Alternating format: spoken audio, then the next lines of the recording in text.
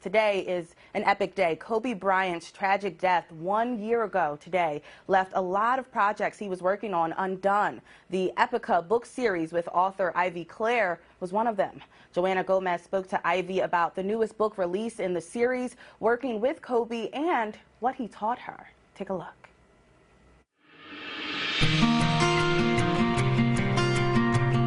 We have to start off with the elephant in the room. When you published this book with Kobe Bryant, it was 2019. I published Epoca, the Tree of Ecroft. It was November of 2019, and it was a completely different world and a future for these books. We had a lot of plans for this series that didn't quite come to realization after the tragic events of January 26th.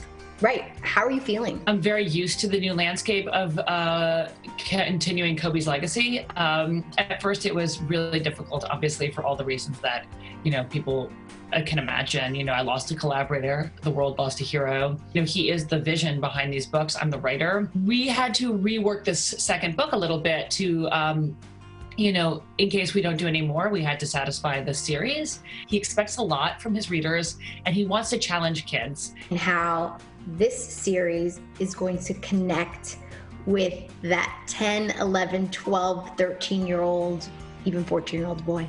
Here's the thing, it's going to connect with it's going to connect with people across a spectrum of ages. Kids are going to find themselves reflected in this book. I mean, Kobe was really adamant that the characters look like his daughters. He wanted kids who are mixed race. There's sports, of course, but the sports is tinged with magic. And I think these books were very much a way for Kobe to work through the psychology of being a superstar. Everyone who's looking for their inner talent is going to find something here. And kids who might not be athletes are going to find adventure. And Kobe and I are both classics nerds. We both love ancient Greek and Roman culture. So there's that stuff in there. So the Percy Jackson kids are going to love it. So, everyone's going to, that's the cool thing about these books.